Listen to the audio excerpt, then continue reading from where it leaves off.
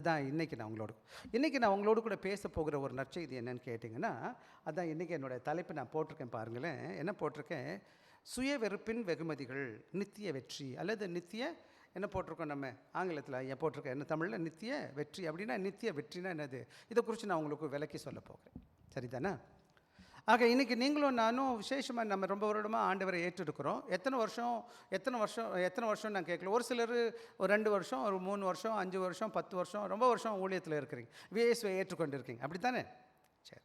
அப்போ ஏற்றுக்கொண்டதுக்கு முன்னாடி எப்படி இருந்திருக்கோம், இப்போ எப்படி இருக்கிறோம்? அதான் கேள்வி. பல பேர் சபைக்கு வருவாங்க, பாட்டு பாடுவாங்க, ஆடுவாங்க, பாடுவாங்க, எல்லாம் செய்வாங்க. ஆனால் வெளியில் போன பிறகு எப்படி இருப்பாங்க? பழைய நிலைமைக்கும் புது நிலைமைக்கும் எந்த விதமான வித்தியாசமும் கிடையாது.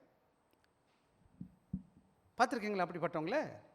தெரியுமா தெரியாது அந்த மாதிரி இருக்காங்களா ஜனங்க? நிறையா பேர். மூக்கு மேலே கோபம் வரும், சண்டை போடுவாங்க, திருடுவாங்க, பொய் சொல்லுவாங்க. இங்கே வந்து சர்ச்சில் வந்தால் நான் நல்ல பிலீவர்னு சொல்லுவாங்க. வெளியில் போனால் என்ன பண்ண மாட்டாங்க, அப்படியே தான் இருப்பாங்க. நிறையா பேரை நான் பார்த்துருக்குறேன். எந்த விதமான மாற்றமும் கிடையாது. எந்த விதமான அவங்க சுயம் என்ன பண்ணுதுன்னு கேட்டால் அவங்கள ஆட்கொண்டு இருக்குது. என்ன பண்ணியிருக்குமா? அவங்க சுயத்தில் வாழ்ந்துட்டு இருக்கிறாங்க. அதுதான் இந்த உலகம் சொல்லிக் கொடுக்குது. இன்றைக்கி சைக்காலஜின்னு சொல்லுவாங்க, அல்லது மனோ தத்துவம்னு சொல்லுவாங்க. அவங்க சொல்லுவாங்க, நீ ஒன்றையே பார்த்துக்கோ, ஒன்றையே உயர்த்திக்கிட்டே இரு, ஒன்றையே நீ சந்தோஷப்படுத்து, உனக்கு என்ன தோன்றுதோ அதெல்லாம் செய் அப்படின்னு சொல்லுவாங்க. பார்த்துருக்கீங்களா? செல்ஃப் ப்ளீஸிங் சொல்லுவாங்க.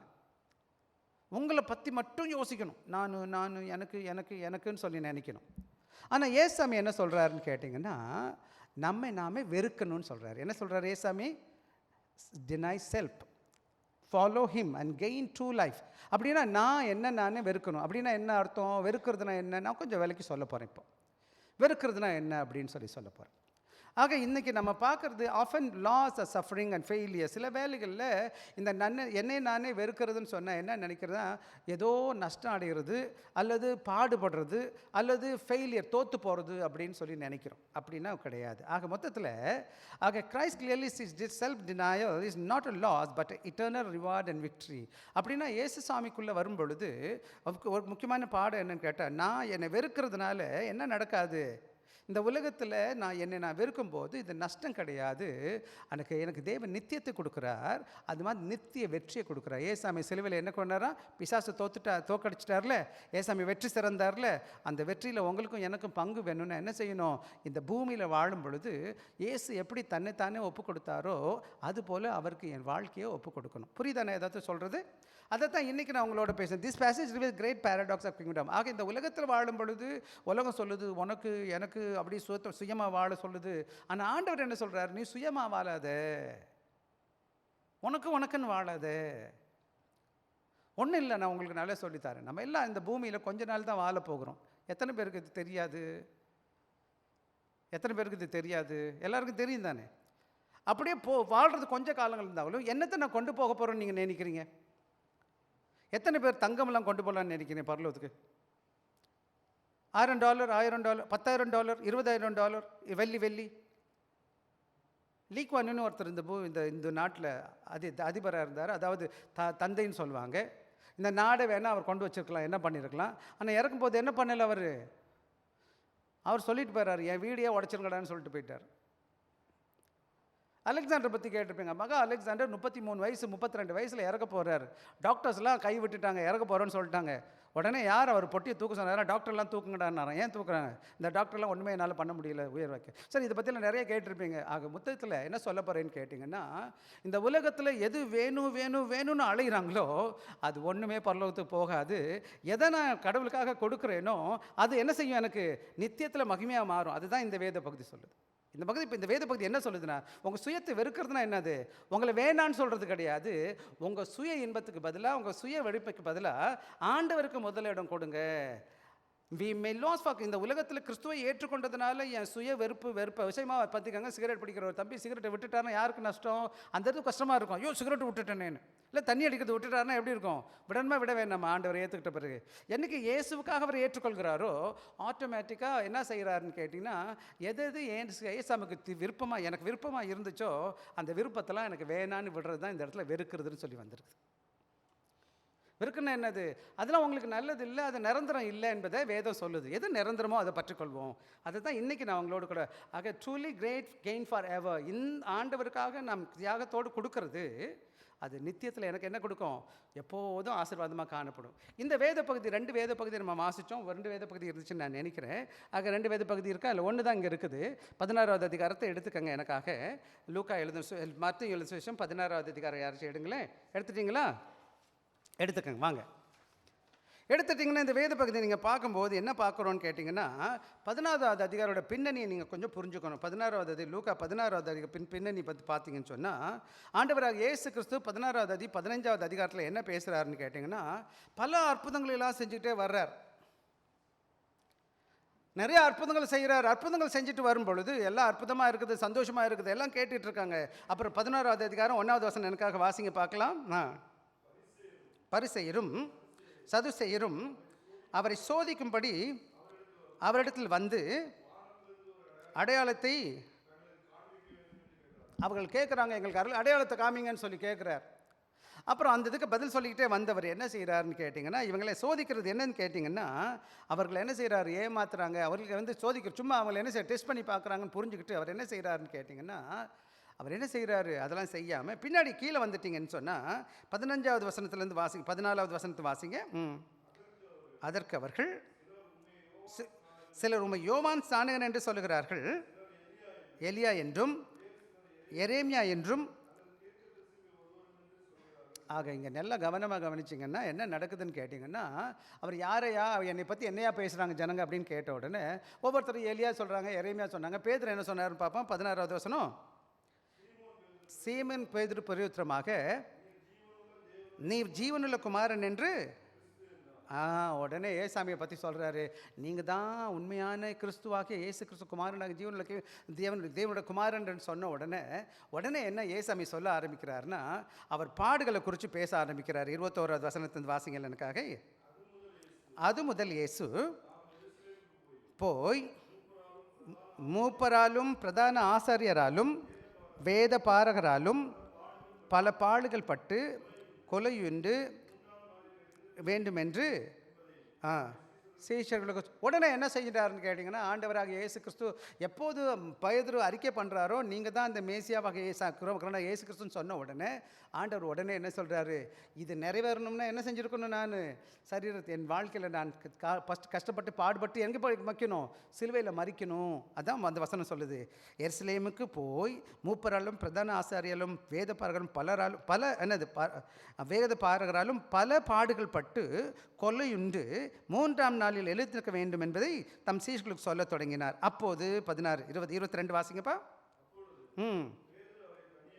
கொண்டு போய், ஆண்டவரே நேடக்கூடாது என்று ஆண்டவர் ஏசாமியை அவருக்கு தட்ட ஆரம்பிச்சிட்டார். அதெல்லாம் நீங்கள் பண்ணக்கூடாது, அப்படி சிலுவைக்கெல்லாம் போகிறது, எங்கள் கூடவே இருங்க அப்படின்னு சொல்கிறார். உடனே ஏசாமி என்ன சொன்னார்? 22, 23 அவரோ திரும்பி பேதுருவை பார்த்து, எனக்கு பின்னாக போ சாத்தானே, இருக்கிறாய் சிந்தியாமல். ஆக தேவனுக்காக ஆண்டவராக இயேசு இந்த பூமியில் வந்தது ஒரே ஒரு நோக்கம் என்னன்னு கேட்டிங்கன்னா, அவர் பிறந்த உடனே எதுக்கு வந்தார்? இந்த உலகத்தில் எதுக்கு வந்தார்? ஏசாமி வந்தார்மா எல்லாரும் ரட்சிப்பதற்காக வந்திருக்கிறார். அவரோட நோக்கம் என்ன கிடையாது? இந்த பூமியிலே நிரந்தரமாக தங்குறது கிடையாது. அவர் சிலுவையில் மறிக்கலைன்னா யாருக்கு என்ன கிடையாது? மீட்பு கிடையாதா? ஆனால் பேதுரு என்ன சொல்கிறான்? அதெல்லாம் செய்யக்கூடாது அப்படின்னு சொல்கிறான். யார்கிட்டே போய் சொல்கிறான்? ஏசாமிகிட்ட சொல்கிறான். அதான் திட்டார், சப்பாலே போ சாத்தானே. யாருடைய செய்தி இது? யாருடைய வேலை இந்த செய்தி? பேதுரு மூலமாக வெளியில் வந்தால் கூட யாரோட யார் உள்ளேருந்து பேசுகிறா? அப்படி சொன்னவர் தான், நானே இந்த பூமியில் எதுக்கு வந்திருக்கிறேன்? என் ஜீவனை கொடுத்து சபைகளை மக்களை மீட்பதற்கு வந்திருக்கிறேன் அப்படின்னு சொன்னவர் தான். 24வது வசனம் வாசிங்க எனக்காக.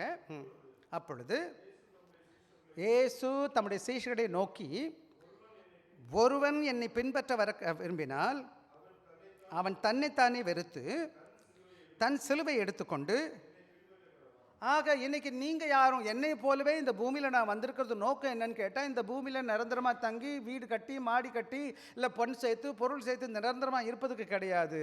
இந்த பூமியில் நான் வருவதே என்ன செஞ்சுருக்கேன், மற்றவர்களுக்காக மரித்து மீட்பதற்கு வந்திருக்கிறேன். அதே போல் இந்த பூமியில் எனக்காக தெரிந்து கொள்ளப்பட்ட எந்த ஒரு சீஷனும் இந்த உலகத்தில் வாழ்கிறான்னா அவன் என்ன செய்யணும்னு கேட்டால், என்னை பின்பற்றி வருகிறவன் யார் வழியில் வரணும், என்னை முதல்ல பின்பற்றி வரக்கிறவன். அவன் வாழ்க்கையில் சிலுவைனா என்ன அர்த்தம், சிலுவைனா என்னன்னு கேட்டால் நிறைய அடையாளம் இருக்குது வேதத்தில். இப்போ இயேசு கிறிஸ்து சிலுவை பற்றி யோசிக்கும் போது அந்த சிலுவை என்ன பண்ணிச்சுன்னு கேட்டால், மீட்பை குடிச்சிச்சா கொடுக்கலையா நமக்கு எல்லாருக்கும். அந்த சிலுவை எதை பற்றி காமிக்குது, அன்பை பற்றி காமிக்குதா இல்லையா, அது ஆண்டோட பிள்ளைங்க இறக்கத்தை காமிக்குதா இல்லையா, அது கிருபையை எப்போ காமிக்குது. சிலுவை என்பது என்னன்னு கேட்டிங்கன்னா, ஆக ஒவ்வொரு மனிதனும் என்ன செய்கிறான்னு கேட்டால், பிறருக்காக வாழ்வதற்கு அது தியாகமான சின்னம், அன்பின் சின்னம். இன்றைக்கி நான் என்னுடைய வாழ்க்கையில் இயேசுவை ஏற்றுக்கொண்டு இருக்கிறேன், ஆனால் நான் சுயமாக வாழ்கிறேன், நான் யாருக்காச்சும் பிரயோஜனம் இருக்குமா, ஏதாச்சும் லாபம் இருக்கா? இன்றைக்கி நிறைய கடவுளோட பிள்ளைங்க சம்பாதிக்கிறாங்க, எல்லாம் சுயத்துக்கே செலவு பண்ணுறாங்க. சாப்பிட்றது துணிமணி போடுறது, நல்லா இருக்கணும், தவறு கிடையாது, சாப்பிடுங்க துணிமணி போடுங்க. ஆனால் நல்லது செய்கிறதுக்கு பிறருக்காக வாழ்வதற்கு உங்கள் வாழ்க்கை என்ன செய்யணும், அர்ப்பணிக்கணும். ஆனால் இன்றைக்கி பல வேலைகள் இது இல்லை. இதை சொல்லிட்டு வந்தவர் தான் என்ன செய்கிறாருன்னு கேட்டால், அடுத்து 25லேருந்து 27 வரை வாசிக்கிறார். அதுதான் இன்றைக்கி நான் உங்களோட கூட வேகமாக பேச போகிறேன். ஆக என்னன்னு கேட்டிங்கன்னா, இயேசு பேதுருவை சொல்கிறார், அப்பல போ சாத்தன்னு சொல்கிறார். இந்த இடத்துல என்னன்னு கேட்டிங்கன்னா, சுய வெறுக்கிறது என்பது எதை குறிக்குதுன்னு கேட்டால், ஆண்டவருடைய பாடுகளை ஆண்டவருக்காக வாழ்கிறத குறித்து தூக்கிறத பற்றி. சிலுவைனா என்னன்னு கேட்டேன்னா, ஆண்டவருக்காக இந்த உலகத்தில் எப்படி வாழ்வதை ஏற்பட்டதை பற்றி தான் பேசுது. சுயமாக வாழ்வது கிடையாது, சுயத்துக்காக. இதுவரை நான் ஆண்டவர் இல்லாமல் தான் வாழ்ந்திருக்கேன். ஆண்டவர் அறியதுக்கு முன்னாடி எப்படி வாழ்ந்திருக்கோம், நம்ம எல்லாரும் இஷ்டத்துக்கு ஜீவித்தோம், குடி வெறி வம்பு வழக்கு எல்லாத்தையும் செஞ்சோம். இன்றைக்கி ஆண்டவரோட பிள்ளையாக மாறி வந்துட்டேன் இல்லையா. அப்போ ஆண்டவர் பிள்ளையாக மாறின பிறகும் அப்படியே தான் வாழ்வேன் நான். அப்போ எது இந்த உலகத்தில் எனக்கு சிறப்பாக தோன்றுச்சோ அதெல்லாம் நான் வேணான்னு சொல்லத்தானே வேணும். அதுதான் நான் என்ன நானே வெறுக்கிறது. என்ன நானே வெறுக்கிறதுனா, எனக்கு விருப்பமானதை நான் செய்ய மாட்டேங்க இனிமேல். எது ஆண்டவர் இருக்குமோ அதெல்லாம் நான் செய்ய ஆரம்பிப்பேன். அதுதான் சிலுவை. சிலுவைனா என்னது, எனக்கு விருப்பமானதை வெறுத்துருவேன், வேணான்னு சொல்லிடுவேன். ஆண்டவருக்கு விருப்பமானதை செய்ய ஆரம்பிச்சிருவேன். இது எனக்கு பாடு இல்லையா. ஒருத்தவங்க சிகரெட் நல்லா பிடிக்குன்னு வச்சுக்கேன். நான் இந்த ஹாஃபி ஹவுஸ்ன்னு சொல்லுவாங்க, சில இடங்களில் போவேன். நான் சில பிள்ளைங்க இந்த ட்ரக்கை அடிக்கிட்டா இருப்பாங்க, நிறைய பேர் என்ன செஞ்சுருக்காங்க, சிறைச்சாலையில் இருப்பாங்க, இடையிலே பாதியில் விட்டுருவாங்க. அவங்க ஹாஃபி ஹவுஸில் இருப்பானுங்க. நான் கிளாஸ் போய் நடத்துவேன், பைபிள் காலேஜ் சர்ச் நடத்துவேன். அப்படி நடத்தும்போது அவங்க என்ன செய்வாங்க, பாஸ்டர் எனக்கு இதெல்லாம் ரொம்ப பிடிக்கும், அது பிடிக்கக்கூடாதுன்னு சொன்னேன். எப்படி அவனுக்கு எதுதான் பிடிக்குமா, அந்த ட்ரக் அடிக்கிறது தான் பிடிக்குமா, அதை என்ன செய்யுங்க நிப்பாட்ட சொல்கிறீங்க எனக்கு. அப்போது இன்றைக்கி சுயம் ஆனது, இந்த சரீர பலகீனமானது. சிலருக்கு நல்லா தூங்க பிடிக்கும், தூங்காதுன்னு சொன்னால். சிலருக்கு நல்லா சாப்பிட பிடிக்கும், சாப்பிடாதுன்னு சொன்னால். இந்த காலத்தில் வாலி பிள்ளைங்கள் நிறைய கேம் விளையாடுவாங்க, கேம் விளையாடுதுன்னு சொன்னால் அது என்னது, அதுதான் அவனை வெறுக்கு. எப்போ இயேசு கிறிஸ்துவை ஏற்றுக்கொண்டானோ, எது கடவுளுக்கு பிரியம் இல்லையோ அதை நான் வெறுக்கிறது தான். அது என்ன நான் வெறுக்கிறது. சிலுவை தூக்கிட்டு போகிறதுனா என்னன்னு கேட்டிங்கன்னா, எது என் ஆண்டவருக்கு பிடிக்குமோ அதை நான் எடுத்துக்கிட்டு போகும்போது எப்படி இருக்கும், இந்த உலகம் என்னை ஏளனமாக பேசும். வச்சுக்கோங்களேன், நான் ஒரு தண்ணி அடிக்கிறவன், தண்ணி குடிக்கிற பழக்கத்தோடு உள்ள பிள்ளைங்களோடு இருக்கிறேன். நான் கொஞ்ச நாள் போய் சொல்கிறேன், நான் ஏசு ஏற்றுக்கிட்டேன், நான் தண்ணி குடிக்க மாட்டேன், அவன் சும்மா இருப்பானா, அவன் என்ன சொல்லுவான், கிறுக்கண்டா அவன், இதெல்லாம் சும்மா சாப்பிட்றா அப்படின்னு தான் சொல்லுவான் இல்லையா. இன்றைக்கி உலகம் பார்த்து என்ன செய்யும், ஏளனமாக சிரிக்கும். நீங்கள் நல்லவங்க ஆயிட்டீங்கன்றதை அவன் மதிக்க மாட்டான், சிரிப்பான், நம்மளை பார்த்து கேலி பண்ணுவான். ஏன்னா இன்றைக்கி சர்ச்சுக்கு போகிறதே வச்சுக்கோங்களேன், அன்றைக்கி சர்ச்சுக்கு வந்துருங்க, அவங்க 2 பேரும் தெரிஞ்சா, என்ன சர்ச் போகிறீங்களோ, ரொம்ப பக்திமான் ஆகிட்டீங்களா அப்படின்னு சொல்லுவான் அவன். அப்போ இதெல்லாம் எப்படி இருக்குது, சபையில் மக்களுக்கு முன்னாடி அவங்க பேசும்போது அது கேட்குறதுக்கு சந்தோஷமாக இருக்குமா நமக்கு.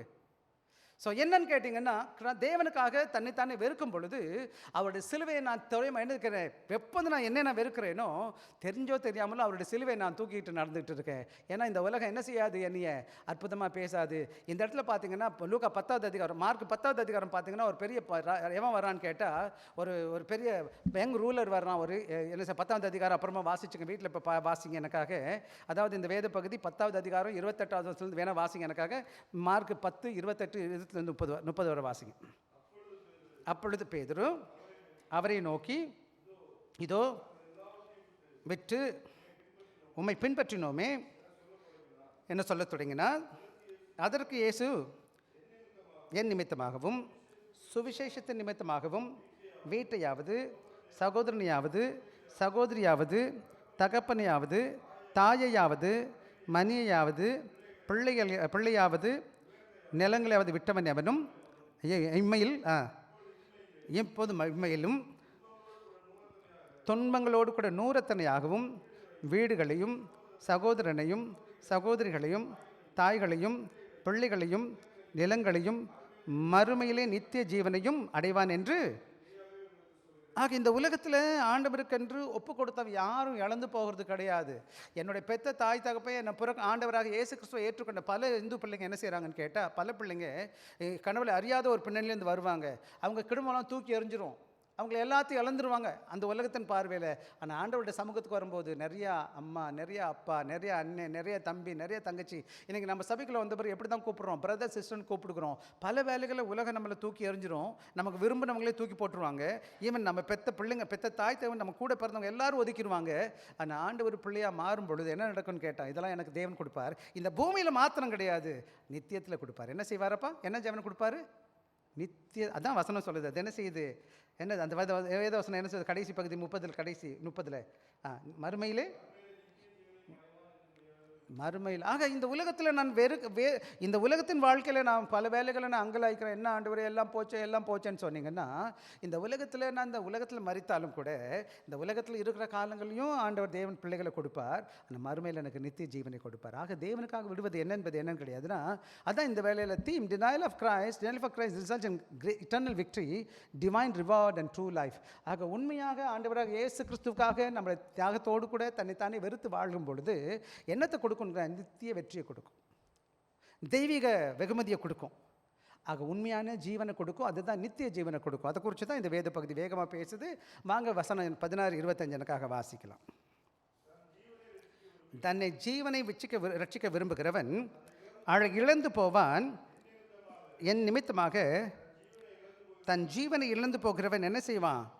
அதை கண்டடைவான். It's saving life own term leads to us loss.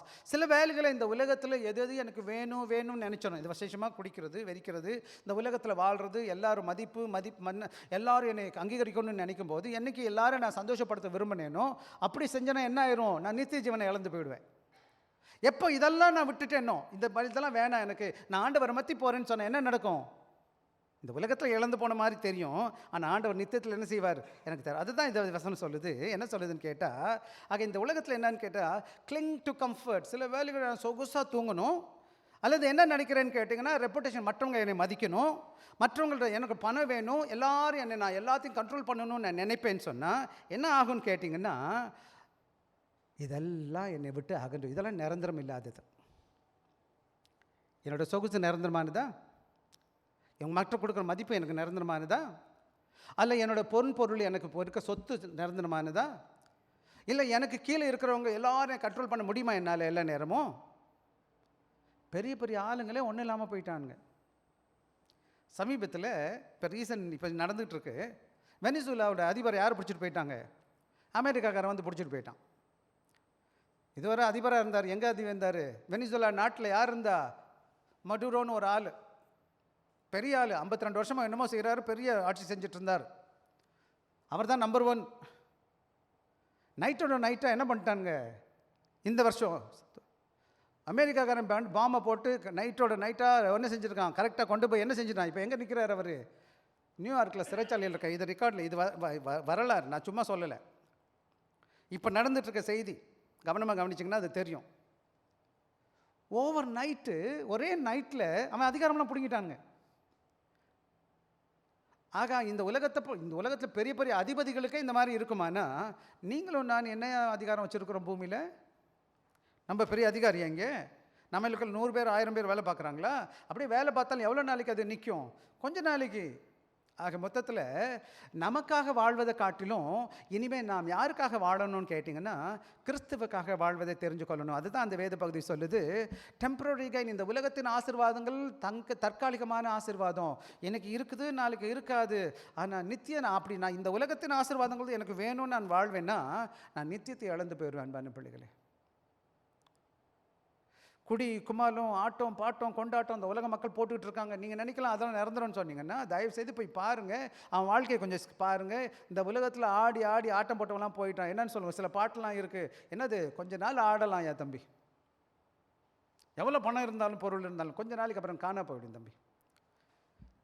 எனவே நானும் நீங்களும் என்ன பண்ணணும்னு கேட்டிங்கன்னா, இந்த உலகத்தில் கவனமாக கவனிக்கணும். 25 சொல்லு, தன் ஜீவனை ரட்சிக்க விரும்புகிறவன் அதை இழந்து போவான், என் நிமித்தம் தன் ஜீவனை இழந்து போகிறவன் அதை கண்டடைவன். ஜீவனை என்ன சொல்லுதுன்னு, அந்த ஜீவனத்துக்குரிய இந்த உலக காரியங்களை குறித்து பேசிகிட்டு இருக்கு.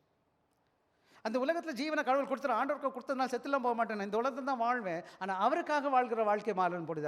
அதான் இந்த வேலையில் பார்க்குறோம். Losing for Christ lead to true life. உண்மையாக இயேசு கிறிஸ்துக்காக என் வாழ்க்கை ஒப்பு கொடுக்கும்போது அதில் 2வது பகுதி, அப்படின்னா இயேசுக்காக என் வாழ்க்கை, என்னுடைய விருப்பத்தை, ரைட்ஸ்னால் என்னது, என்னுடைய ரைட்னா என்னது, என்னுடைய உரிமையை விட்டு கொடுக்குறது. அது மாத்திரம் கிடையாது, என்னுடைய வாழ்க்கையில் என்ன செய்யணும், இயேசுவிற்காக என்னோட நோக்கத்தை விட்டு கொடுக்கறது, என்னோட பாதுகாப்பை விட்டு கொடுக்கறது, எல்லாத்தையும் என்ன ஒபீடியன்ட் டு டிசைபிள்ஷிப் ஆக இயேசு கிறிஸ்துவுக்கு கீழ்ப்பணிந்து நடக்கிறது. இதுவரை நான் உலகம் பணம் பதவி பட்டம் பொண்ணு அதெல்லாம் வேணான்னு சொல்லலை, வேணும், கடவுள் எனக்கு கொடுப்பார். ஆனால் இதுக்கு முதல் இடத்துல யாரை வைக்க போகிறேன்னா ஆண்டவரை வைக்க போகிறேன். என்னோட வாழ்க்கையில் இதெல்லாம் எனக்கு கடவுள் கொடுப்பார், அவர் தேவைகளை சந்திப்பார். அப்படியே இது ஒன்றும் இல்லைன்னா பரவாயில்ல, எனக்கு ஆண்டவருடைய பிள்ளையாக இருக்கிறதா விருப்பம். நீங்கள் யார் வேலையை அப்படி எடுக்கும்போது நம்ம என்ன செஞ்சிடுவோம்னு கேட்டால், eternal life and Joy and purpose. வாழ்க்கையில் எப்போ இயேசுவுக்காக வாழ ஆரம்பிக்கிறோமோ அப்போ தேவன் நித்திய ஜீவனை கொடுக்குறார், சந்தோஷத்தை கொடுக்குறார், ஒரு நோக்கத்தை கொடுக்குறார். நான் கவர்மெண்ட் டீச்சராக வேலை பார்த்தேன். 28, 26, 25, 26 வயசில் ஊழியம் பார்த்துக்கிட்டு இருக்கிறேன். நல்ல வேலை ஓடிட்டுருக்கு, கவர்மெண்ட்டில் இருக்கிறேன், சென்ட்ரல் எம்ப்ளாயியாக இருக்கிறேன், நிறைய காசு இருக்குது, மரியாதை மதிப்பு எல்லாம் சார்னு சொல்லுவாங்க, எல்லோரும் வந்து பார்ப்பாங்க. அப்புறம் துரு எல்லாம் ஊழியம் பார்த்துக்கிட்டு இருக்கிறேன். ஆனால் எனக்கு என்ன கிடையாது, ஆண்டவர் ஊழியத்துக்கு போகணும்னு சொல்கிறாரு. 29 வயசு தான் வயசு எனக்கு, வேலை வேறு அங்கே உட்காந்துட்ருக்கு. என்ன செஞ்சேன், நான் ஆண்டவருக்காக நான் ஊழியம் செய்யணும்னு விட்டுட்டு வந்துட்டேன். எல்லோரும் திட்டினானுங்க, கிறுக்க என்னன்னு திட்டினானுங்க, கிறுக்கு பிடிச்சிட்டான். ஏன் 29 வயசில் வேலை விடுவானே அவனாச்சும், அதுவும் கவர்மெண்ட் எம்ப்ளாய் விடுவானா? அதில் வேறு நான் டெல்லி கவர்மெண்ட்டுக்கு வேலை பார்த்துட்ருக்கேன், என்ன மரியாதை மதிப்பு இருக்கா, பென்ஷன் பெனிஃபிட் இருக்குது, எல்லா வசதி வாய்ப்பும் இருக்குது. ஆனால் உலகத்தில் அது முட்டாள்தனம், நான் செஞ்ச தப்பு. அன்றைக்கி இருந்த காரியத்தில் பார்த்தீங்கன்னா, அன்றைக்கி இருக்க ஜனங்க எல்லாரும் என்னை திட்டுனாங்க. என்னத்தை விட்டுட்டோம், எதிர்காலம் போச்சு, கஞ்சிக்கு லாட்ரி தாங்கி அப்படின்னு அவங்க நினச்சாங்க. நானுமே கொஞ்சம் பயந்தேன். என்னடா எப்படியா இதெல்லாம் ஆகிப்போச்சுன்னா என்னடா நடக்கும். 29 வயசு, கல்யாணம் ஆகலை. அப்போது பைபிள் காலேஜ் வந்து ஜாயின் பண்ணிட்டேன்.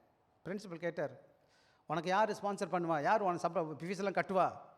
யாருமே இல்லை. நான் சொன்னேன், நானே கட்டுறேன், ஆனால் காசு சேர்த்து வைக்கலை. ஏசாமி சொன்னார்னு வந்துட்டேன் நான் பாட்டுக்கு. இன்றைக்கி உங்கள் முன்னாடி நிற்கிறேன். நான் என்றைக்கு நான் ஆண்டவருக்காக என் வாழ்க்கை விட்டேனோ, கஷ்டம் இருந்துச்சு, பிரச்சனை இருந்துச்சு, மனபாரம் இருந்துச்சு, மற்றவங்க ஏதோ பேசுனாங்க, என்னை பற்றி எது சொன்னாலும் நான் அதை பற்றி கவலைப்பட ஊழியத்துக்கு வந்துட்டேன். இன்றைக்கி ஆண்டோட மகனாக ஆண்டோட ஊழியத்தை செஞ்சுட்டு இருக்கிறேன். இன்றைக்கி எனக்கு ஒரு நோக்கம் இருக்குது, எனக்கு நிச்சயதீவன் கடவுள் கொடுக்குறார், உனக்கு மன நிறைவு ஒரு சந்தோஷம் இருக்குது, கடவுள் ஊழியத்தை செய்கிறேன்னு சொல்லிட்டு எல்லாத்துக்கும் மேலே ஆண்டோட நோக்கத்தை நிறைவேற்றிக்கிட்டு இருக்கேன். இந்த உலகத்தில் என்னோட பூமியில் வாழ்கிற நாட்கள் ஒரு நோக்கம் நிறைஞ்சதாக இருக்குது. எப்போ நான் ஆண்டவருக்காக வாழ்கிறனோ, இந்த உலகத்தில் பணம் பதவி பட்டம் பொன் பொருள் ஆஸ்தி அந்தஸ்துன்னு வாழ்ந்துருப்பேன்னு சொன்னால் இந்த மாதிரி காரியங்களை சந்திச்சிக்க முடியாது. cross always precedes crown. எப்போதுமே பார்த்தீங்கன்னா சிலுவைக்கு முன்னாடி, அதாவது விசேஷமாக பார்த்தீங்க, ஈஸ்டருக்கு முன்னாடி எது வருது, குட் ஃப்ரைடேவா வராதா, என்ன வரும், எது வரும், every Easter precedes good Friday.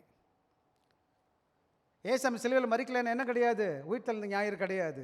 ஆக வாழ்க்கையில் பிரச்சனை வராதபடியில் நம்ம க்ரௌன் வைக்க முடியாது, வாழ்க்கையில் வெற்றி சேர்க்க முடியாது. அது பாருங்களேன், பொலிமிக்ஸில் ஓடுறான், பிரேசப்படுறானா இல்லையா, அவன் சுயத்தை விடாட ஓடுறானா இல்லையா, சாப்பிட மாட்டான், தூங்க மாட்டான், என்ன செய்கிறான், ஒரே சிந்தியாக ஓட்டிக்கிட்டே இருக்கிறான், சாப்பிடாம ஓடி எக்ஸசைஸ் பண்ணுறான். ஒரு ஒலிம்பிக்கில் போடுறவன் எவ்வளோ தியாகம் பண்ணுறாயா. நான் நித்தியத்துக்கு போகிறவன் எங்கே என்னையா பண்ணியிருக்கணும்.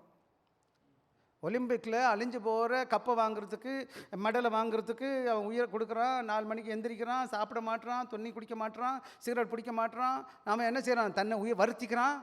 கிறிஸ்துவின் ஊழியனா நான் எப்படி வர்த்திக்கணும், நான் அப்படி தானே செய்யணும். அதுதான் இங்கே சொல்லப்படுது. அதனால் என்னன்னு கேட்டிங்கன்னா, விசேஷமாக நானும் நீங்களும் what are we holding on to that Christ calls us to surrender. ஆக இன்றைக்கி நான் எதை பிடிச்சிக்கிட்டு இருக்கேன், என்னுடைய சுயத்துக்காக, இந்த மாம்சத்துக்காக. ஆண்டவர் ஏசாமி கூப்பிட்றாரு, என்ன செய்யுது, அவருக்கும் வாழ்க்கையை ஒப்புக்கொடு. என்ன பண்ணணும்ப்பா இந்த காலை சாயங்கால வேலையில், நான் என் வாழ்க்கையை ஆண்டவருக்கு என்ன செய்ய போகிறேன், இனிமேல் நான் உமக்காக வாழ போகிறேன் சுவாமி. தன்னைத்தானே வெறுக்கிறதுனா என்னதுன்னா, இந்த உலகத்துக்காக நீ வாழ மாட்டேன் சுவாமி, உமக்காக நான் வாழ போகிறேன். இந்த உலகத்தில் சேர்த்ததெல்லாம் நிரந்தரம் கிடையாது. உண்மை பிடிச்சிக்கிட்டே நான் எங்கே போவேன், நான் பரலோகத்துக்கு போவேன். அதுதான். அப்புறம் எப்படி உண்மையாக இருக்கிறேன்னா, அவரை பின்பற்றி வந்துட்டீங்க, நிறைய பேர் இயேசு ஏற்றிருக்கீங்க, சந்தோஷம் எனக்கு. ஆனால் இயேசுக்காக வாழ்கிறீங்களா? 26வது வசனம் எனக்கு வாசிங்கப்பா. உலக முழுவதையும் ஆதாயப்பற்றி கொண்டாலும் தன் ஜீவனை நஷ்டப்படுத்தினால் அவனுக்கு லாபம் என்ன? இந்த உலகத்தின் வெற்றி நம்ம ஏன் என்ன செய்யாது? இந்த ஆத்மாவை பாதுகாக்காது. இந்த உலகத்தில் உள்ள பொன் சேர்க்கலாம், பொருள் சேர்க்கலாம், ஆஸ்தி சேர்க்கலாம், வீடு கட்டலாம், மாடி கட்டலாம், அல்லது கார் வாங்கலாம், பங்களா வாங்கலாம், என்னது மில்லியன் கணக்கில் டாலர் பேங்க்கில் போட்டு வச்சுருக்கலாம். ஆனால் அந்த பணத்தினால என்னோடய ஆத்மாவை என்ன செய்ய முடியாது? பாதுகாக்க முடியாது. அது மாத்திரம் கிடையாது, வெல் ஸ்டேட்டட் பவர் டெம்பரரி. இன்றைக்கி இருக்கிற சொத்து, இன்றைக்கி இருக்கிற அதிகாரம், அல்லது எனக்கு இருக்கிற வல்லமை, அது என்னது எனக்கு இருக்கிற என்னது ஸ்டேட்டஸ்ன்னு சொல்லுவாங்க, என்னது எல்லாமே கொஞ்ச நாளைக்கு மாத்திரம்தான். நிறைய பேரை சிங்கப்பூரில் நான் பார்த்துருக்குறேன். ஓஹோன்னு ஒரு காலத்தில் வாழ்ந்தவன் இப்போ ஒன்றும் இல்லாமல் சாகிறத நான் பார்த்துருக்குறேன். நிறைய ஸ்டோரி இருக்குது, நம்ம கேட்டுகிட்டே போகலாம். The soul is eternal. ஆனால் இந்த பொன் பொருள் எல்லாம் தற்காலிகமானது. இந்த ஆத்மா எப்படிப்பட்டதுயா? சத்தமாக பேசுவோம். ஆத்மா என்னது?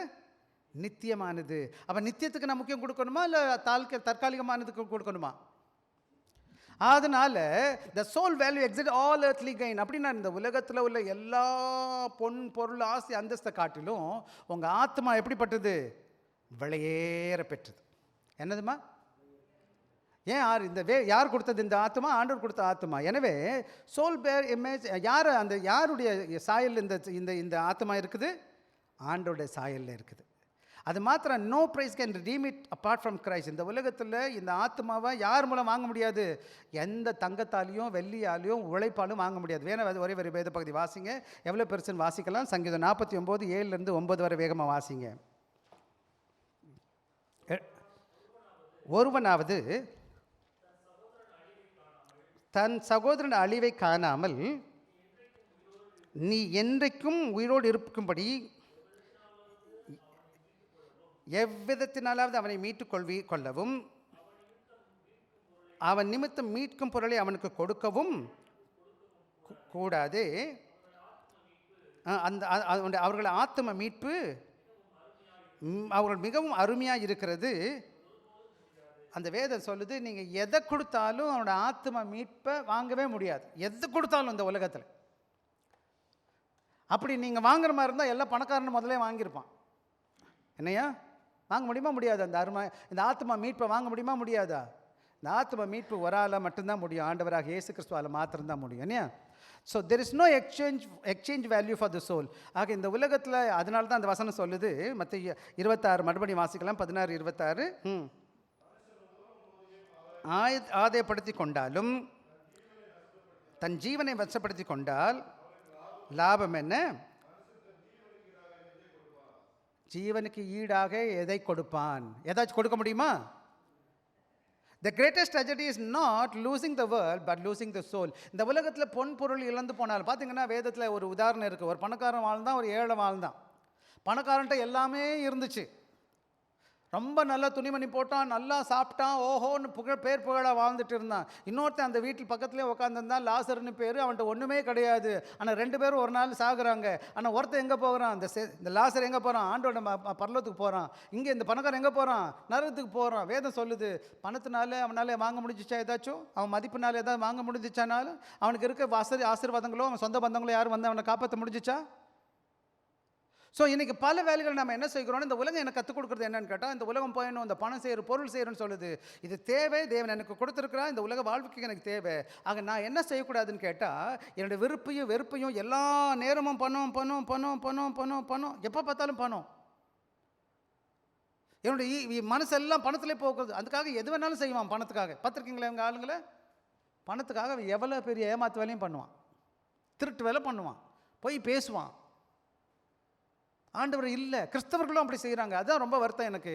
ஆக என்ன ட்ரெஜரின்னு கேட்டிங்கன்னா, அப்ளிகேஷன் என்னன்னு கேட்டிங்கன்னா, what is our priority reveal about what we value most. இன்றைக்கி நான் என்னோடய வாழ்க்கையில் எதை நான் ரொம்ப முக்கியமாக வச்சுருக்கிறேன் என் மனதில்? நான் பணத்தை நோக்கி பயணிக்கிறேன்னா இல்லை ஆண்டவரை நோக்கி பயன்படுகிறேன்? கிறிஸ்தவனை ஆன பிறகும் பணம், பதம், பதவி, பட்டம், பொன் பொருள் போத்தனை என்னோடய முக்கியத்துவம் என்ன கிடையாது? ஏசு கிடையாது.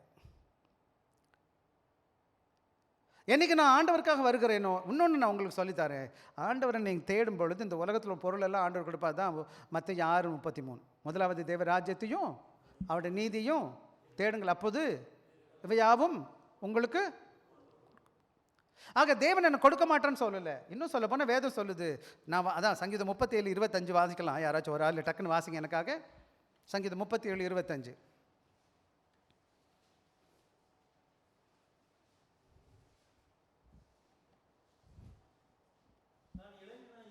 நான் இளைஞனாக இருந்தேன், முதிர் வயது உள்ளவனுமானேன், ஆனாலும் நீதிமான் கைவிடப்பட்டதையும்.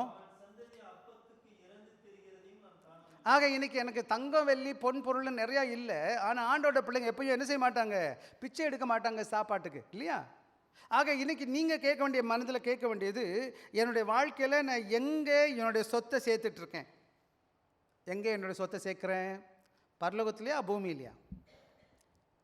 இந்த நேரத்தில் என்னுடைய இட்டர்னிட்டியில் நான் என்னுடைய சொத்தை சேர்த்துக்கிட்டு இருக்கிறேன்னா, நான் நித்தியத்துக்கு போகிறதுக்கு நான் தயாராகிட்டு இருக்கேன்னா, இல்லை பூமியில் சேர்த்துக்கிட்டு இருக்கேன்னா என்ற கேள்வி உங்கள் மனதில் வரணும். பல வேலைகளை என்ன செய்கிறோன்னா, இந்த பூமியில் நான் நிரந்தரமாக தங்க போகிறேன்னு நினச்சிக்கிட்டு எல்லாரும் என்ன செய்கிறாங்க? எல்லாரும் என்ன செய்கிறாங்கன்னு கேட்டால் கோடி மேலே கோடி எல்லாம் சேர்க்க பார்க்குறாங்க. உங்களுக்கு நல்லா தெரியும், மைக்கேல் ஜாக்சன் ஒரு சகோதரர், ஒரு பாடகர் இருந்திருக்கிறாரு. ரொம்ப ஃபேமஸ்ஸு, எவ்வளோ ரொம்ப ஃபேமஸ்ஸு. இத்தனையும் எப்போதுமே அவன் டாக்டர் கூடவே இருந்தாங்களாம். அவனுக்கு என்ன அவ்வளோ பணம் இருந்துச்சான். அவன் சாகாமல் தன்னை பார்த்துக்கிறதுக்கு என்னென்ன பண்ணணுமோ பண்ணி பார்த்தான். எப்படி இருக்கணுமா? சாகாமல் இருக்கிறதுக்கு. இன்னும் சொல்லப்போனால் அவன் சாப்பாடெல்லாம் டாக்டர்ஸ் சோதிச்சு பார்த்து கொடுப்பாங்களாம். என்ன மாத்திரை சாப்பிடணும், என்ன சாப்பாடு சாப்பிடணும், என்ன செய்யக்கூடாது, எல்லாம் அவனுக்கு பின்னாடியே டாக்டர்ஸ் போயிட்டே இருப்பாங்க, வருவாங்க முன்னாடி. ஆனால் 50 வயசு தான் அவன் வாழ்ந்தான். எத்தனை வயசில் வாழ்ந்தான்? ஒரு நாள் அவனுடைய இருதயம் வேலை செய்யலை. எத்தனையோ மில்லியன் கணக்கான பணம் இருந்துச்சு. அவன் செத்த பிறகு அவனுக்கு கேசட்டு எத்தனையோ மில்லியன் போச்சு. எத்தனையோ மில்லியன், அதெல்லாம் இப்போ நம்பர் முக்கியம் கிடையாது எனக்கு. இந்த உலகத்தில் நிறைய உதாரணங்கள்லாம் சொல்லிகிட்டே போயிட முடியும். ஆக என்னுடைய நித்தியத்தில் என்னுடைய சொத்தை சேர்த்துட்ருக்கேன்னா, பரலோகத்தில் சேர்க்குறேன்னா, இல்லை இந்த பூமிக்கு அடுத்த காரியங்களை யோசிக்கிறேன்னா என்று பார்க்கணும். அதை தான் நானும் நீங்களும் கவனமாக கவனிக்கணும். அது மாத்திரம் கிடையாது. 27வது வசனம் வாசிங்கப்பா. மனுஷகுமாரன் தன் பிதாவின் மகிமை பொருந்தினவராய் தூதரோடும் கூட வருவார். அப்பொழுது அவன் கிகைக்கு தக்கதாக. ஆக இங்கே கவனமாக கவனிச்சிங்கன்னா, ஒரு நாள் வரும், இயேசு சாமி திரும்பி வரப்போகிறார். Christ will return in glory. அவரோட மகிமையில் அதான் வசனம் சொல்லுது, மனுஷகுமார் தம்முடைய பிதாவின் மகிமையை பொருந்தினவராய். எப்படி வருவாரோ? யார் கூட வருவாருன்னு சொல்லியிருக்குப்பா? தூதரோடு கூட. எப்படி வருவாராயா? தூதரோடு வருவார். எப்படி வருவார்? அதிகாரத்தோடு புரிந்த தூதரோடு எப்படி வருவார்னு கேட்டிங்கன்னா, அதிகாரம் படித்தவராக வரப்போகிறார். அப்படி வரும் பொழுது என்ன நடக்கும்னு கேட்டிங்கன்னா, அவர் என்ன செய்ய வருவார்னு கேட்டால், என்ன செய்வாரா? தூதரோடு வருவார். அப்பொழுது அவன் கிரியைக்கு தக்கது அவர் என்ன பண்ணுவாரா? பலன் அடிப்பார். அன்னைக்கு வரும்போது அவர் நியாயாதிபதி வரப்போகிறார். பின்னாடி வரும்போது மகிமைப்படுத்த வனத்தில் இறங்கி வருவார். அப்போ அவன் நீங்களும் நானும் என் வாழ்க்கையில், இந்த பூமியில், இந்த உலகத்தில் 60 வருஷம் 80 வருஷம் 30 வருஷம் 40 வருஷம் எனக்கு தெரியாது எவ்வளோ நாள் எனக்கு கடவுள் குச்சிருக்கிறாருன்னு சொல்லிட்டு இந்த காலகட்டத்தில் இந்த பூமியில் ஆண்டவர் அறிஞ்சு கொண்டுட்டேன். நான் இனிமே நான் யாருக்காக வாழ்க போகிறேன் என்பதை தான் நான் யோசிக்கணும். ஆகையா நீங்கள் சம்பாதிச்சு வச்சுக்கோங்க, நல்லா துணிமணி வாங்கிக்கோங்க, நல்லா சாப்பிடுங்க, நல்லா போடுங்க, நல்ல வீடு கட்டிக்கங்க. ஆனால் அதெல்லாம் நிரந்தரம் கிடையாது. அதெல்லாம் ஆண்டவர் கொடுத்த அன்பளிப்பு, ஆண்டவர் கொடுத்த கிருபை. நான் ஜீவனை கொடுத்தாரு. இன்றைக்கி பாருங்களேன், எனக்கு மூச்சு விட முடிஞ்சிச்சு. எனக்கு சுகத்தை கொடுத்தாரு. அப்புறம் எனக்கு வாய்ப்பு கொடுத்தாரு வேலை பார்க்க. தொடர்ந்து நான் வேலைக்கு போகிறேன், நான் சம்பாதிக்கிறேன். சம்பாதிச்சதுனால என் வீட்டில் நல்லா இருக்குது, கையில் காசு இருக்குது, நான் சாப்பாடு வாங்குகிறேன், துணிமணி வாங்குகிறேன், போட்டுக்கிறேன், கண்ணை வாங்குகிறேன், வீடு கட்டுறேன், எல்லாம் கட்டுறேன். அவர் மட்டும் ஒரு நாளில் குறைச்சிட்டாருன்னு வச்சுக்கோங்களேன், இல்லை சுகத்தை தூக்கிட்டாருன்னு வச்சுக்கோங்களேன், என்ன ஆகும்? என்ன ஆகும்? இல்லை நான் தான் என் திறமை இல்லைன்னு சொல்ல முடியுமா? ஒன்றும் இல்லை. இன்றைக்கி பூமியில் நிறைய காரியங்கள் நடந்துகிட்ருக்கு. ஆனால் என்னென்னா கேட்டால், கடவுள்கிட்ட பிள்ளைங்க நிறையா பேர் இந்த தெளிவில்லாமல் இந்த பூமிக்கு அடுத்த காரியங்களை குறித்து கவலைப்பட்டுக்கிட்டு, அதான் சங்கீதம் மற்ற 6வது அதிகாரம் இன்னொரு நாளைக்கு வாசிங்க. இந்த பூமியின் தேவனை அறிந்திருக்கிறார், தேவைகளை சந்திக்கிறவராக இருக்கிறார். ஆனால் நான் என்ன செய்யக்கூடாது? இந்த பூமிக்காக வாழ்ந்துட்டு என்ன செய்யக்கூடாது? அது மாத்திரம் கிடையாது, ஃபெய்த்ஃபுல் திஸ் வில் ரிவார்டட். யார் கிறிஸ்தவுக்குள்ளே உண்மையாக இருக்கிறாங்களோ, அது வசனம் சொல்லுது, அவனவன் கிரியைக்கு தக்கதாக அவனவனுக்கு. அப்போ நான் ஆண்டவருடைய பிள்ளைய, ஆண்டவருக்கு பிரியமாக உண்மையாக வேலை பார்த்து ஆண்டவர் சாட்சியாக வாழ்வேன்னு சொன்னால், ரட்சிக்கப்பட்டனா ஆண்டவருக்கு பிரியமாக இருக்கும். நான் இந்த இடத்துல நல்லா கவனமாக கவனிக்கணும். நான் நல்லது செஞ்சதுனால ரட்சிக்கப்படலை, அவர் ரட்சிக்கப்பட்டதுனால நல்லது செய்யணும். நான் புரியுதா நான் சொன்னது? நான் நல்லது செஞ்சதுனால ஆண்டவருடைய பிள்ளையாக மாறலை, ஆண்டவருடைய பிள்ளையாக மாற்றப்பட்டதுனால நான் நல்லவனாக இருக்கும்படி ஆண்டவர் விரும்புகிறார். பட் ரிவார்ட் ஃபார் ஃபெய்த்ஃபுல்னஸ் எதுக்காக கொடுப்பாருன்னு கேட்டால், நான் என்ன செய்கிறேன் என்பதுக்காக, நான் எந்த அளவுக்கு ஆண்டவருக்கு உண்மையாக இருக்கிறேன் என்பதற்காக. என்கிட்ட நிறையா பணம் இல்லை, நிறையா படிப்பு இல்லை, ஆனால் ஆண்டவர்கிட்ட உண்மையாக வர்றேன், ஆண்டவருக்காக செய்ய முடிஞ்சதை செய்கிறேன், நான் என்னால் சின்னதான் பரவாயில்ல. வேதத்தில் பார்த்தீங்கன்னா ஒரு வயசான அம்மா, எத்தனையோ பணக்காரன் வந்து என்ன செய்யறான், காணிக்க போட்டுட்டு இருக்கான். இந்த ஒரு வயசான அம்மா வருது, வெக்கப்பட்டுட்டே வருது, ஒரே 2 காசு இருக்குது, 2 காசை உள்ளே போடுது. ஏசாமி சொன்னார், 1000 பேர் கொடுத்த காசெல்லாம் எனக்கு அவர் கண்ணில் படலை, அந்த அம்மா கொடுத்த 2 காசு ரொம்ப பெருசாக தெரியுது. இந்த அம்மா தான் இருக்கிறதுலே அதிகமாக போட்டான்னு சொன்னா. போட்டதே எவ்வளோ காசு? 2 காசு. ஆனால் எல்லாருக்கும் மேலே எது பெருசு? எப்படி உள்ளத்துலேருந்து நம்ம போடுறோம். இப்போ சபைக்கு வர்றோம், ஊழியம் பார்க்குறோம், நான் யாரும் பார்க்கறதுக்காக போடக்கூடாது. என்னோடய உள்ளத்தில் ஆண்டவருக்கு உண்மையாக இருக்கணும்னு நான் செய்யணும். என்னோடய படிப்பாக இருக்கட்டும், என்னுடைய காரியங்கள் ஒவ்வொன்றும் சபைக்குள்ளே வந்து செய்யும்போது அடுத்தவங்க என்ன நினைப்பாங்க, எப்படி நினச்சிட்டு போகிறாங்க, ஆண்டவர் என்னை பற்றி என்ன நினைக்கிறார். பல வேலைகளில் ஆண்டவருக்கு ஊழியம் செய்யும் பொழுது நிறைய பேர் நம்ம கண்ணில் படவே மாட்டோம், நம்ம பாட்டு எங்கேயாவது செஞ்சுட்டு இருப்போம். இந்த நல்ல சமாரியன் கடை இருக்குல்ல, நல்ல சமாரியன் கதை, நல்ல சமாரியன் கதையை பார்த்தீங்கன்னா, நல்ல சமாரியனுக்கு எவனுமே நல்லது தேங்க்யூஸ் கூட சொல்லலை. நல்ல சமாரியன் பேரும் தெரியாது, அந்த அடிபட்டவனு கூட தேங்க்யூ சொன்னான்னு தெரியாது. அவனே வந்து உதவி செய்கிறான், அவனுக்கு காயம் கட்டுறான், அவனுக்கு திராட்சரசம் ஊற்றுறான், அவனை தூக்கி தோட்ட வச்சுட்டு போய் அங்கே கொடுத்துட்டு அங்கேயும் செலவு பண்ணிவிட்டு அவன் பாட்டுக்கு போயிடுறான். அதுக்கப்புறம் அவன் அட்ரஸும் கிடையாது, ஆணையம் கிடையாது. இன்றைக்கி பல வேலைகளில் கடவுள் ஊழியத்தை செய்கிற நமக்கு மற்றவங்க பார்த்து நம்மளை அங்கீகரிக்கணும்னு அவசியம் கிடையாது. ஏன்னா நம்ம கடவுள் பார்த்துக்கிட்டு இருக்கிறார், மனுஷன் பார்க்குறானோ பார்க்கல கவலை இல்லை. பல வேலைகள் நம்ம என்ன பார்க்குறோம், மக்கள் பார்க்கணும்னு நம்ம நினைக்கிறோம். அங்கே தான் நம்ம தப்பு செஞ்சுட்டோம். மக்கள் பார்க்குறதுக்காக இல்லை, கடவுள் என்னை பார்த்துக்கிட்டு இருக்கிறார். எங்கே இருந்தாலும், எங்கே போனாலும், அது வேலையாக இருக்கட்டும், வீட்லையாக இருக்கட்டும், சின்ன சின்ன வேலை செய்யுங்க, பெரியவங்களாக செய்யுங்க, ஆண்டவர் உங்களை பார்த்துட்ருக்கார். ஆக யாருக்காவது உண்மையாக அவனவனுக்கு அவனுடைய கிரியைகளுக்கு தக்காக பலன் அளிப்பார். நான் பலன்னா என்னதுன்னு கேட்டால் வெகுமதியை கர்த்தர் கொடுப்பார். அன்பான பிள்ளைகளே, ஆக no sacrifice for Christ for waiting. யார் ஆண்டவருக்காக தியாகம் செஞ்சீங்களோ நம்முடைய ஆண்டவர் உண்மையுள்ளவராக இருக்கிறார். நீங்கள் கொஞ்சத்தை கொடுத்தீங்களா, பெரியதை கொடுத்தீங்களா என்பது முக்கியம் கிடையாது. ஆண்டவருக்காக உங்கள் நேரத்தை கொடுத்தீங்க, தியாகமாக ஆண்டவருக்காக வாழ்கிறீங்க, ஆண்டவர் உண்மையுள்ளவராக நீதி உள்ளவராக இருக்கிறார். Every act of obedience remembered. எல்லா கீழ்ப்படிதலுடைய செயல்பாடுகள் ஆண்டவர் என்ன செய்கிறாரு, நினைவு கொடுக்குறார். நீங்கள் நல்லா கவனமாக கவனிப்பீங்கன்னா, நான் இந்த சபையில் தெரிவேன், நான் பார்ப்பேன், அதான் நான் எங்கெங்கே போவேன், அங்கங்கே போவேன், யாராச்சும் பார்த்துட்ருப்பேன். நான் அவங்க பார்க்காமலே நான் நோட் பண்ணுவேன், அவங்கள என் கண்ணில் படும்.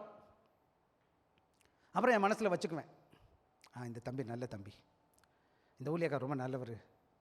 ஒரு சிலர் வால் பண்ணால் அதுவும் கண்ணில் பட்டுரும். சாதாரண எனக்கே பாருங்களேன், கண்ணில் அப்பப்போ படுதுன்னா ஆண்டவர் மேலேருந்து பார்த்துட்ருக்கார். பார்த்துக்கங்களேன், வண்டி ஓட்டி போயிட்டுருக்கோன்னு வச்சுக்கோங்க, ஜாம் ஆயிடுச்சுன்னு வச்சுக்கோங்களேன், ரோடு ஜாம் ஆயிடுச்சுன்னு வச்சுக்கோங்களேன், பின்னாடி வண்டிக்காரனுக்கு முன்னாடி இருக்க வண்டி தான் தெரியும், இல்லை 2-3 வண்டி எட்டி பார்த்தா தெரியும்னு வச்சுக்கோங்களேன். மேலேருந்து ஒருத்தர் பார்த்துட்ருக்கார், ஜூமில் மேலே ஹெலிகாப்டரில் போயிட்டுருக்காரு. அவருக்கு எப்படி தெரியும், அந்த எண்டுலேருந்து இந்த எண்டு வரை ஏன் ஆச்சு என்ன ஆச்சுன்னு நல்ல விவரமாக தெரியும். அவர் பரலோகத்துலேருந்து பார்த்துட்ருக்காரு, நான் பூமியிலேருந்து பார்த்துட்ருக்கேன். நல்லா கவனமாக கவனிக்கணும், எந்த விதத்திலையும் மறைக்க முடியாது ஆண்டவர் என்ன செய்கிறாருன்னு உங்களை பார்த்துட்டு இருக்கிறார். எனவே நீங்களும் நான் என்ன பண்ணக்கூடாது, அவருக்காக கீழ்ப்படியணும். யார் பார்த்தாலும் பார்க்காட்டியும் ஒரு நாள் வரும், நம்முடைய கடைசி நாளில் ஆண்டவர் மறுமையில் வரப்போகிறாரு. அன்னைக்கு நியாய தீர்ப்பு வரப்போகுது. அன்னைக்கு தான் நான் யார் என்பதை தெரிய ஆரம்பிக்கும். Final version is then, not now but then. எப்போது இயேசு வருகிறார். இப்போ வந்து சில வேலைகளை நான் தப்பிச்சுட்டு உட்காந்துருக்கலாம். வீட்டில் நீங்களாம் விவசாய நிலத்துலேருந்து வர்றீங்க, விவசாயம் பண்ணுறீங்க, பார்த்துருக்கீங்களா? விவசாயம் போட்டோன்னா நெல் தான் போடுவீங்க. நெல் போட்டால் யார் வந்துடுவா, புல் களையும் வந்துடும். ரெண்டும் எப்படி தான் இருக்கும் பார்க்குறதுக்கு, நெல் மாதிரியே இருக்கும் புல். பார்த்துருக்கீங்களாம்மா? நெல்லும் புல்லும் ஒன்றா இருக்கும். அந்த அறுவடைக்காரர் எவ்வளோ நேரம் காத்திருப்பார், எப்போ வெட்டுவார் அந்த புல்லெல்லாம்? சத்தமாக பேசுவோம். எப்போ புல்லை வெட்டுவார், எப்பப்போ வெட்டுவார்? அதிபதி வைத்தி எப்போ வெட்டுவார் சொல்லுங்கப்பா, உங்களுக்கு தெரியும்ல, எப்போ வெட்டுவார்? கடைசி வேறு பொறுமையாக இருப்பார். பார்த்துருக்கீங்களா? நெல்லை வெட்டும் போது தான் புல்லை வெட்டுவார். ஏன்? நெல் எடுக்கும்போது புல் எடுக்கும்போது நெல் போயிடுச்சுன்னா அதனால் சில வேலைகள் சபையில் எல்லாரையும் ஆண்டவர் வச்சுருப்பார். நல்லவனை கெட்டவனை எல்லாரும் சபையில் இருப்பாங்க. எடுக்க மாட்டார் ஏசாமி, அவன் சான்ஸ் கொடுத்துக்கிட்டே இருப்பார். நீ மாறுடா, நீ நல்லா இருடான்னு சொல்லுவார்.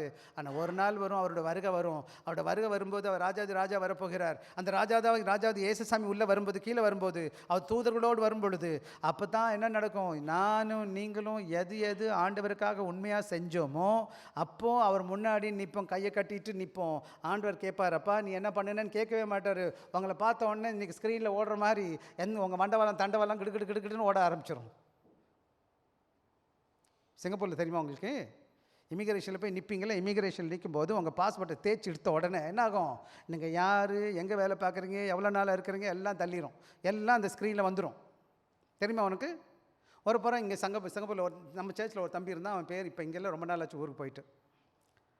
அவன் இங்கே வேலை பார்த்தான், எஸ்பாஸ் ஆயிடுச்சுன்னு போயிட்டு நான் வரணுன்ட்டு எஸ்பாஸுக்கு போயிட்டான். அங்கே போன உடனே நிப்பாட்டிட்டானுங்க, உன் மேலே கேஸ் இருக்குது அப்படின்ட்டானுங்க. இவர் அங்கிட்டு போக முடியல, ஏன்னா இவர் மேலே கேஸ் இருக்குது. நம்ம மேலேயும் கேஸ் இருக்குது. ஏசாமி பார்த்துக்கிட்டே இருக்கிறார், அவர் ஸ்க்ரீனில் ஓடிக்கிட்டே இருக்க போகுது. என்ன ஓட போகுது புரியுமா உங்களுக்கு? நீங்கள் நினைக்கிறீங்களா நமக்கு தெரியாது கடவுளுக்குன்னு சொல்லிட்டு. இந்த செவரெல்லாம் சொல்லணும் நான் என்னென்ன பிரசங்கம் பண்ணியிருக்கேன்னு.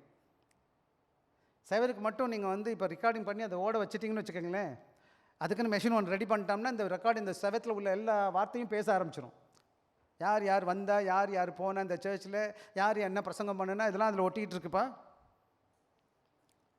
எல்லாத்தையும் இப்போ ரெக்கவரி பண்ண மட்டும் அதுக்கு சரியான என்னது ஆப் எதாவது ரெடி பண்ணிட்டோன்னு வச்சுக்கோங்களேன், ஸ்க்ரீனில் போட்ட உடனே ஸ்க்ரீனில் கிடுக்கிட்டுன்னு செவரெலாம் பேச ஆரம்பிச்சிடும், இந்த பியூஸ்லாம் கூட பேச ஆரம்பிச்சிடும்.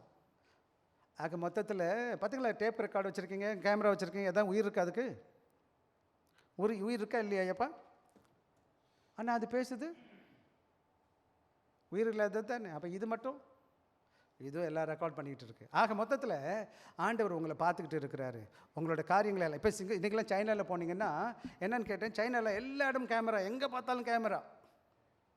கேமராவில் எல்லா இடம் கேமரா ஓடிட்டுருக்கு. ஒரு முறை நீங்கள் உள்ளே கால் வச்சிட்டிங்கன்னா சைனாவில் எந்த மூலை முடுக்கில் போனாலும் நீங்கள் எங்கே போகிறீங்க என்ன பண்ணுறீங்கன்னு கண்டுபிடிக்கும். சிங்கப்பூர்லேயுமே நிறைய கேமரா இருக்குது இப்போது, இல்லையா? எவ்வளோ ஈஸியாக திருடனை கண்டுபிடிக்கிறாங்க தெரியுமா உங்களுக்கு?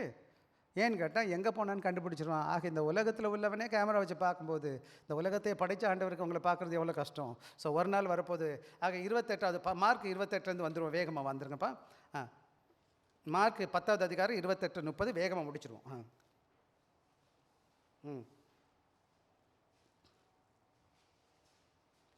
மார்க் 10வது அதிகாரம் 28-30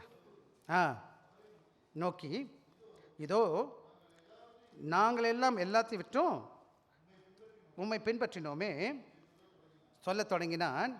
அப்போ அதற்கு இயேசு, என் நிமித்தமாகவும் சுவிசேஷத்தின் நிமித்தமாகவும் வீட்டையாவது சகோதரனையாவது சகோதரியாவது தகப்பனையாவது தாயையாவது பிள்ளைகளாவது விட்டவன் எவனும் துன்பங்களுக்கு கூட நூறத்தனையாக வீடுகளையும் சகோதரனையும் சகோதரிகளையும் தாய்களையும் பிள்ளைகளையும் நிலங்களையும் மறுமையில் நித்திய ஜீவனையும் அடைவான் என்று. ஆக இன்னைக்கு நீங்கள் கிறிஸ்துவுக்காக நான் ஆண்டவரே நான் அதை விட்டுட்டேன், ஆண்டவரே இதை விட்டுட்டேன் ஆடுன்னு சொன்னால், சில வேளை கிறிஸ்துவத்துக்காக நாம் வரும் பொழுது பல வேலைகளில் நாம் சில காரியங்களை தியாகம் பண்ணி தான் ஆக வேண்டியிருக்குது. நம்ம சொகுசு, நம்ம நேசித்த தாய் தகப்பேன் சில வேலையில் ஆண்டோட விசுவாசத்துக்கு விரோதமாக இருக்காங்க. என்ன பண்ணுறது? அவங்கள என்ன பண்ணுறது? அவங்க சொல்லுவாங்க ஏசு ஏற்றுக்கக்கூடாதுன்னு சொல்லுவாங்க, இல்லை துன்புறுத்துவாங்க. பல வேலைகளை நாம் அவர்களுக்காக பாடுபட வேண்டி வரும். ஓகே, இங்கே என்ன நடக்குதுன்னு கேட்டால், சில வேலைகள் லிவிங் ஃபேமிலி, சில வேலை லிவிங் பொசிஷன்ஸ், அது மாத்திரம் கிடையாது லிவிங் செக்யூரிட்டி. சில வேலைகளில் என்னன்னு கேட்டால், என்றைக்கு தாய் தகப்பனை விட்டுட்டு போகிறோமோ சில வேலைகள் அது கஷ்டம் தான். உலகம் தப்பாக தான் பேசும், என்ன இப்படி பண்ணிட்டான் இந்த பையன், இயேசுவுக்கு விடக்கூடாது. இன்னும் நிறைய பேர் சொல்லுவாங்க கிறிஸ்டின் ஆனாலே தப்புன்னு சொல்லுவாங்க. தெரியுமா உங்களுக்கு? கிறிஸ்டின் ஆகிட்டாலே தப்பு, கிறிஸ்துவன் ஆகிட்டான் அப்படின்னு. கிராஸ் அப்படி இருக்கும்போது ஆண்டவர் என்ன செய்கிறாருன்னு கேட்டிங்கன்னா, எத்தனையா தெரிவாரா? 30வது வசனம் எத்தனை மடங்குமா? அப்போ இன்றைக்கி நான் உலகத்தில் என்னுடைய ஒத்த பேர் தாய் தகப்பனை விட்டுட்டு வந்துட்டேன், என் அம்மா விட்டுட்டேன். ஆனால் சபையில் எத்தனை அம்மா இருக்கிறாங்க? எனக்கு நிறைய தாய்மார்களை கொடுத்தேன். எத்தனை அப்பா இருக்கிற சபையில் ஆண்டவருக்கு பிரியமான தகப்பனா? இன்றைக்கி தேவைகளை ஆண்டவர் அற்புதமாக செஞ்சுருக்கா. பல வேலைகள் இதுதான் சபை. இன்றைக்கி இதுதான் நீங்களும் நானும் கற்றுக்க வேண்டிய பாடம். என்னென்னா, சில வேலைகளை சபையானது என்ன செய்யணும்? ஒருத்தருக்கு ஒருத்தர் அன்போட காணப்படணும். அதுதான் ஆதி திருச்சபை. சபையில் ஒவ்வொருத்தர் விசாரிக்கணும். நான் அதை தான் விரும்புகிறேன். சபையில் வாங்க விசாரிங்க, அன்போடு காணப்படுங்க, கடவுள் தேவைகளை சந்திப்பார். அது மாத்திரம் கிடையாது, நாம் உண்மையாக ரட்சிக்கப்பட்டு உள்ளே வரும்பொழுது ஒரு விதமான சந்தோஷத்தை கர்த்தர் கொடுப்பார், இல்லையா? அதுதான் நம்ம பார்க்குறோம். எனவே நானும் நீங்கள் என்ன அது மாத்திரம் கிடையாது. இந்த வசனம் சொல்லுது, கடைசி பகுதி சொல்லுது, மெய்யாகவே மறுமையில் நித்திய ஜீவனையும் அடைவான் என்று மித்தியமாக சொல்ல. ஆக இன்றைக்கி இந்த உலகத்தில் பாடுகள் இருக்குது, ஆனால் கடவுள் பொறுமையை தருவார். இந்த உலகம் என்னை கைவிட்டுடும், ஆண்டோட பிரசனை நமக்கு கூட கம்ஃபர்ட்னு சொல்லுவாங்க, இல்லையா? எனவே நானும் நீங்கள் என்ன செய்யணும்னு கேட்டார், discipleship is costly, definitely rewarding, infinitely rewarding. என்னதுன்னு கேட்டால், இந்த உலகத்தில் சில வேலைகளில் தேவனுக்காக நிற்பது என்பது சில வேலையில் சவால் தான். அநேக நேரங்களில் வீடை பொறுத்து, சூழ்நிலை பொறுத்து. நான் ஏசுவை ஏற்றுக்கொள்ளும்போது எனக்கு வயசு 13 வயசு, 12-13 வயசு பையன். எங்கள் வீட்டில் நான் மூத்த மகன். நான் போய் சொல்ல முடியுமா எங்கள் வீட்டில் நான் இயேசுவை ஏற்றுக்கிட்டேன்னு? என்னை உதைப்பாங்க. ஏன்னா எனக்கு அப்புறம் தங்கச்சி 2 பேர் இருக்குது. நான் தான் மூத்தவன். ஊரில் வந்து ஒரு பழக்கம் இருக்குல்ல, மூத்த மகன் தான் சின்ன பிள்ளைங்களாம் கல்யாணம் பண்ணி வைக்கணும் இல்லையா? அதில் வேறு நான் போய் நான் கிறிஸ்டின் ஆகிட்டேன்னு சொன்னால் என்ன செய்வாங்க? உதைப்பாங்க. நான் யார்கிட்டும் சொல்ல மாட்டேன். சின்ன பையனாக இருக்கிறேன். அது மட்டும் கிடையாது, வெளியே எங்கே போனாலும் அதிகமாக சொல்ல முடியாது. இது ரகசியமாக நாமளே கிறிஸ்டினாக இருக்கிறது. சர்ச்சுக்கு போவேன், இதெல்லாம் செய்வேன். அப்புறம் ஒரு சில காரியங்கள் செய்ய மாட்டேன் வீட்டில். மெதுவாக எப்போ வரேன்னு கேட்டால் எனக்கு கொஞ்சம் விவரம் ஆகிற வர, தைரியம் வர என்ன செய்யலை, நான் சொல்லலை. அதுக்கப்புறம் என்னாச்சுன்னு கேட்டிங்கன்னா, டீச்சர் ஆகிட்டேன். டீச்சர் ஆகிடுச்சுன்னா அங்கேயும் ரொம்ப வாழ்க்கைலாம் பண்ணுவாங்க. எல்லாம் கடவுளை அறியாதவங்க. நான் ஒருத்தன் தான் ரசிக்கப்பட்டவன். பேர் வேறு அதே பேர். என்ன பண்ணுவாங்க? ஒரே தொல்லை, கேலி பண்ணுறது, கர்த்தாவே அப்புறம் இப்படின்னு எதோ சொல்லுவானுங்க. சொல்லிட்டு போடா. சில வேலைகளில் ஆண்டவருக்கா விசேஷமாக சிங்கப்பூரில் அவ்வளோ பிரச்சனை பெருசாக இல்லை. சிங்கப்பூரில் வீட்டை விட்டு வந்துட்டீங்க, அதனால் கொஞ்சம் தப்பிச்சிட்டிங்க. நீங்கள் இந்தியாவிலையும் உங்கள் ஊர்லேயும் உங்கள் கிராமத்துலையும் இருந்தீங்கன்னா தான் பிரச்சனை. உங்கள் சொந்த பந்தக்காரங்களாம் விட மாட்டாங்க. அந்த நாட்களில் ஆண்டவரை ஏற்றுக்கொண்டு ஆண்டவருக்காக நிற்கிறது விசேஷமாக. எனக்கு நான் பைபிள் காலேஜ் வர என்னை சுற்றி இருக்கிறவங்க எல்லாம் ஆண்டவரை அறியாதவங்க தான் இருந்தாங்க. எங்கள் வேலை ஸ்தலத்துலையாக இருக்கட்டும், தங்குற இடங்களாக இருக்கட்டும், ரொம்ப குறைவான கிறிஸ்தவங்க இருந்தாங்க. இன்னும் சொல்லப்போனால் ஆண்டவரை ஏற்றுக்கொள்ளும்னு கடவுளை பற்றி கேட்டதே கிடையாது, எனக்கு தெரியவே தெரியாது என்னென்னு. ஆக இயேசுவை ஏற்றுக்கொள்வது என்பது என்னன்னு கேட்டிங்கன்னா, இந்த உலகத்தின் மேலே வேணால் பாடுகள் இருக்கலாம். சில வேலைகளை கிறிஸ்துவுக்காக என்ன செய்யலாம்? தியாகத்தோடு கூட நம்ம தேவனுக்கென்று சீஷனாக மாறும் பொழுது சில வேலைகள் தியாகம் இருக்குது. ஆனால் இந்த பூமி கொடுத்த காரியங்களை கம்பேர் பண்ணும்போது, ஆண்டோட ஆசீர்வாதத்தை பார்க்கும்போது, இந்த பூமியில் என்ன கிடையாது? இந்த பூமி அவ்வளோ நிச்சயமான ஆசீர்வாதத்தை கொடுக்காது. எனவே தான் வசனம் சொல்லுது, self denial does not mean self hatred, asceticism for merit, loss for without purpose. ஆக சில வேலைகளை நான் ஆண்டவருக்காக தியாகம் பண்ணுகிறேன் என்பது என்னை நானே துன்புறுத்துவது கிடையாது. அது சில வேலைகளை பார்த்தீங்கன்னா என்ன செய்வாங்கன்னு கேட்டால், நான் இதை செஞ்சால் தான், நான் இதை செஞ்சால் எனக்கு கடவுள் நன்மை கொடுப்பார், அப்படிலாம் கிடையாது. சில மார்க்கத்தில் அப்படி சொல்லிக் கொடுப்பாங்க. அது பண்ணால் இது பண்ணால் கடவுளுக்கு விருப்பமாக இருக்கும். நீங்கள் உங்களை துன்புறுத்துறதுனால யாருக்கும் எந்த லாபமும் கிடையாது. ஆண்டவர் அப்படி விரும்பலை. உங்களை நீங்கள் தீங்கு பண்ணுறதுனால ஒரு லாபமும் யாருக்கு கிடையாது. நீங்கள் என்ன செய்யணும்னு கேட்டிங்கன்னா, நீங்கள் கடவுளுக்காக உங்கள் வாழ்க்கையில் நல்ல பண்புகளையும் ஆண்டவருக்கு பிரியமான பண்புகளை சேர்க்கணுமே தவிர, அதுக்காக என்ன பண்ணக்கூடாது? உங்களை நீங்கள் வருத்திக்கக்கூடாது. சரிங்களா? இப்போ சின்ன வயசில் நான் அடுத்த இன்னொரு விதமான மார்க்கத்தில் தான் வந்திருக்கிறேன். அப்போ பார்த்தீங்கன்னா என்னென்னமோ பண்ணுவாங்க. எனவே ஆண்டவர் அப்படி விரும்பலை. தயவுசெய்து அது மனசு வைக்க. உண்மையான விரும்புன்னு கேட்டால் கிரைஸ்ட் ஓவர் செல்ஃப். என்ன செய்யணும்? உண்மையான மறுரூபமாக்கப்படுதல் அல்லது உண்மையாக தன்னைத்தானே வெறுக்கிற அனுபவம்னா என்னது? சுயத்துக்கு பதிலாக இயேசுவை முதலிடத்து வைக்க போகிறேன். இன்னையிலேருந்து சொல்லுவேன், ஆண்டவரே நீங்கள் முதல்ல சுவாமி. Obedience over comfort. என்னோட சொகுசுக்கு பதிலாக ஆண்டவருக்கு கீழ்ப்படிதல் விரும்புவேன். சில வேளை எனக்கு ஆண்டவர் கீழ்ப்படிகிறது என்பது ரொம்ப முக்கியம். ஆக என் சொகுசை நான் விட்டு கொடுப்பேன். Eternal glory over temporary gain. ஆக நித்தியத்தை நோக்கி நான் பயணிக்கிறவனாக இருக்கிறேன். இந்த பூமிக்கு அடுத்த காரியங்களை குறித்து கவலை கிடையாது. கொஞ்ச நாள் பூமியில் வாழ போகிறேன், பரவாயில்ல, நான் ஏழையாக இருந்துட்டு போகிறேன், பரவாயில்ல, கஷ்டப்பட்டு போகிறேன், ஏன்னா எனக்கு திட்டுனா திட்டிட்டு போகட்டும் அப்படின்ற பெருந்தன்மையை கடவுள் கொடுப்பார்.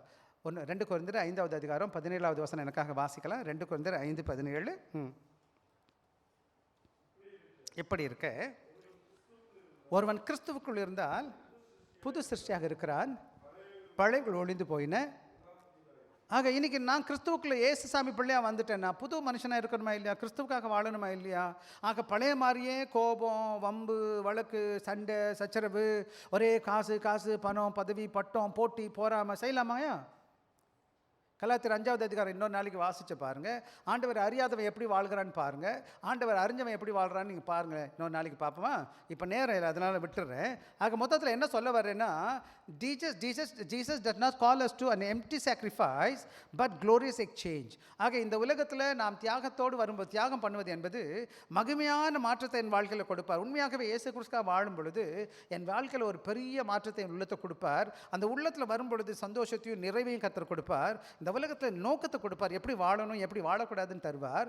அது மற்றவங்களுக்கு முன்பான மாதிரியான காணப்படும். Temporary loss. இந்த உலகத்தில் என்ன செய்யுது? இந்த உலகத்தை விட்டுட்டோன்னு வச்சுக்கோங்களேன், இந்த உலக காரியங்கள் அது கொஞ்சம் காலங்களுக்கு மாத்திரம்தான். இந்த உலகத்தில் தான் நான் ஏழையாக இருப்பேன், இல்லை கஷ்டப்படுவேன். ஆனால் எனக்கு நித்தியத்தில் என்ன இருக்குது? கர்த்தர் மகிமையில் கர்த்தர் கொடுப்பார்.